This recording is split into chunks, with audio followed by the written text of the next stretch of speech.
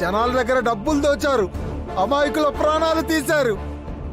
ఆడజాతి మొత్తం సిగ్గుపడే స్థితికి దిగజార్చారే. తప్పుల మీద తప్పులు చేస్తూ మీ దుర్మార్గాల్ని దాచిపెట్టుకోవడం కోసం నిజాల్ని సమాజ్ చేశారు కదే. మా తాత మాటను గౌరవిస్తూ ఇప్పటి వరకు ఆడవాళ్ళను తాకలేదు. కానీ మనిషి కంటే శీలం గొప్పది, శీలం కంటే నిజం గొప్పది, నిజం కంటే ఏది శాశ్వతం కాదని నాకిప్పుడు అర్థమైంది. నిజానికి చెడును నాశనం చేసే శక్తే ఉంటే మీ ద్వారా మలినమైన ఈ శరీరం మిమ్మల్ని శిక్షించడానికి ఇప్పుడే ఇక్కడే అగ్ని పునీతం కావాలి.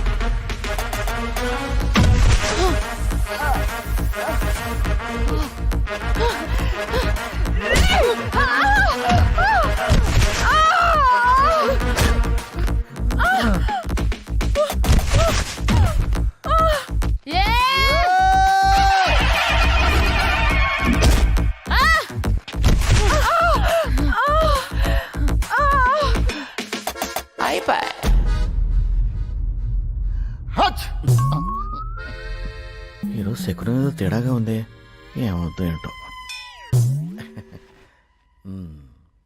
నమస్తే సార్. నువ్వా మళ్ళీ ఏం మార్చడానికి వచ్చావయ్యా? అప్పుడు మారుద్దామనుకున్న దాన్ని ఇప్పుడు మార్చాలని వచ్చాను సార్. మా తలరాతలు మారకుండా ఉంటే చాలు. మొదలెట్టండి కేసు.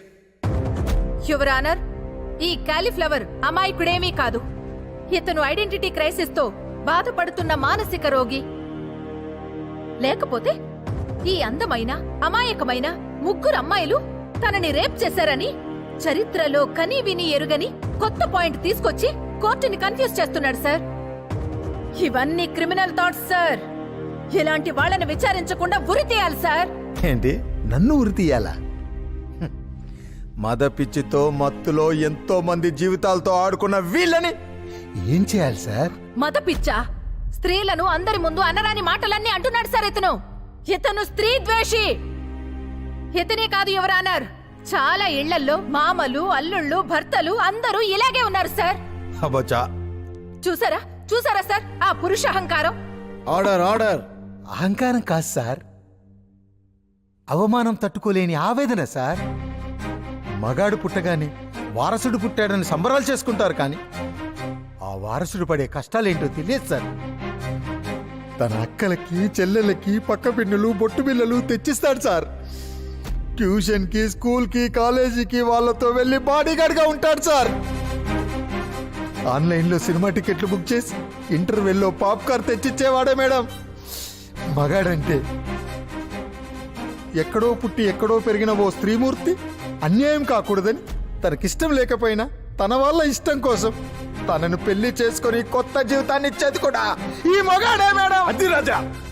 ఇంట్లో వాళ్ళందరికీ పట్టు చీరలు పంచి తన ఒంటి కోసం 2 కాటన్ చొక్కాలు దండం మీద చూసుకొని మురుకుతాడు సార్. కిలోల కొద్ది బంగారం ఆ స్త్రీమూర్తులకిచ్చి తన పంచకున్న బంగారపు అంచులు చూసుకొని అదే బంగారం అనుకొని మురిసిపోతాడు సార్ ఈ మగాడు.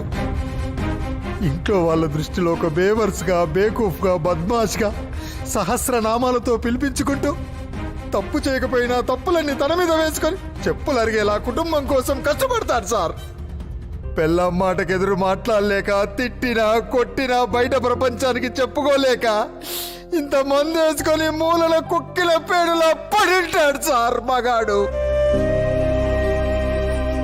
భార్యకు నచ్చిన సీరియల్స్ చూపించడం కోసం తనకిష్టమైన క్రికెట్ వార్తల్ని వదిలేస్తాడు మేడం.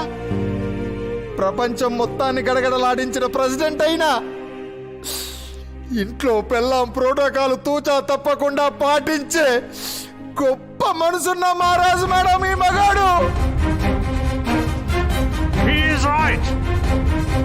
ఒక అన్నగా, తమ్ముడిగా, తండ్రిగా, తాతగా, బావగా, బామ్మర్దిగా, మామగా రకరకాల రూపాల్లో అవతరించిన విష్ణుమూర్తి 11వ అవతారమే మేడం ఈ మగాడు. సబ్బాష్ రాజా. సార్, ఈ మగాన్ని తప్పుగా చూడొద్దని చెప్పండి సార్. ఎక్కడో 5 మగాళ్ళు చేసిన తప్పును 95% మగాళ్ళ మీద నెట్టేసి మగజాతి మొత్తాన్ని దోషులుగా చూస్తున్నారు సార్. ఆ 90% మగాళ్ళు పడే కష్టం గురించి మేడంకేం తెలుసు సార్? ఇంట్లో రోజు వచ్చే కష్టాలను సహనంగా భరిస్తూ స్కూల్లో ఫీజులు కట్టలేక, ఆడపిల్లల పెళ్లిళ్ళు చేయలేక, వాళ్ళ కాళ్ళు వీళ్ళ కాళ్ళు పట్టుకొని అప్పులు చేస్తూ తిప్పలు పడుతూ ఎక్కడ పరుగు పోతుందో అన్న బాధతో కళ్ళల్లో జలపాతాన్ని దాచుకొని తన వాళ్ళ కలల్ని ఆశల్ని నెరవేరుస్తూ మండుతున్న గుండెల్ని చల్లబరుస్తూ కుటుంబ గౌరవం నిలబెట్టడం కోసం మగాడు ఒంటరి పోరాటం చేస్తూ అనుక్షణం చస్తూ బతుకుతూ సైనికుల్లా నిలబడేవాడే సార్ ఈ మగాడు. ఈ మగాడు. Any question?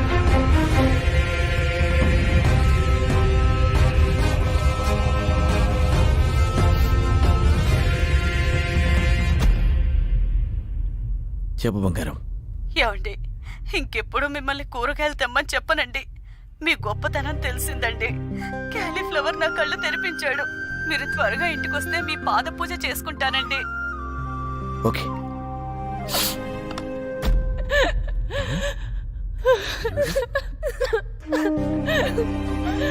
నో.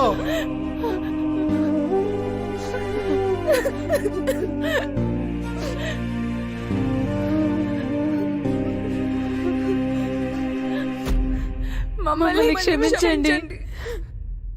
ఇప్పటి వరకు కోరికల కోసం, సుఖాల కోసం చాలా తప్పులు చేశాం.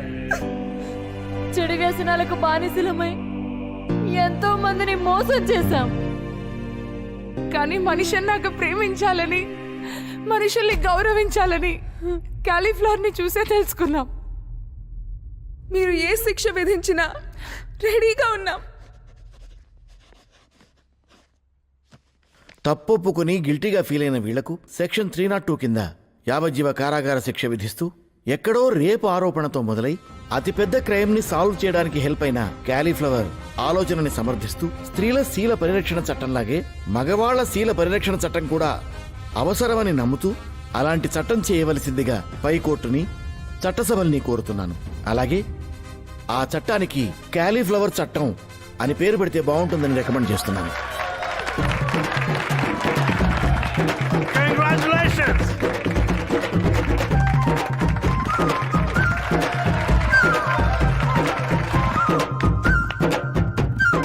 ఏమయ్యా పిఏ చేసుకురావయ్యా రమ్ము.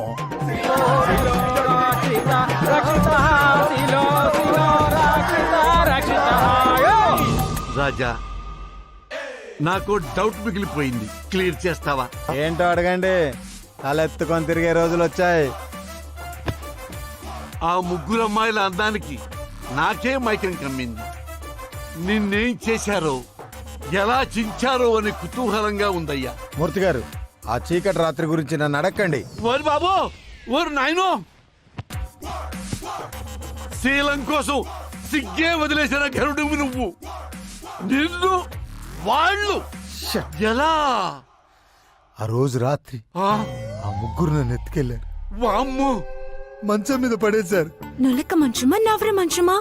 ఓరి నీ అయ్యా, నొరగ మంచం అయితే ఏంటి, నవారు మంచం అయితే ఏంటి, నేల అయితే ఏంటి, మ్యాటర్ కదా ముఖ్యం. ఆ తర్వాత ఏమైంది రాజా? నాకు ముద్దులు పెట్టారు. అమ్మా, ఆ తర్వాత మళ్ళీ ముద్దులు పెట్టారు. వారిని అమ్మ ముద్దు నుంచి ముందుకు పోరా నాయనా. మళ్ళీ ముద్దే పెట్టారు సార్. ముద్దులు పెట్టాక ఏం జరిగిందిరా? వాళ్ళు ముద్దు పెట్టారు, నా శీలం పోయింది. అమ్మా నేనెలా పుట్టాను? అది మీ నాన్న నన్ను ముద్దు పెట్టుకుంటే నువ్వు పుట్టావురా. అవునా? ముద్దు పెట్టుకుంటే పిల్లలు పుడతారా? ముద్దులకే శిలం పోయిందని నమ్మి సిటీకి వచ్చి ఇంత పెద్ద కథ నడిపావా? నువ్వు నాకు, వీళ్ళకి, మా ఆవిడకి, ప్రేక్షకులకి పెట్టావు కదరా ఇంత పెద్ద కాలీఫ్లవరు.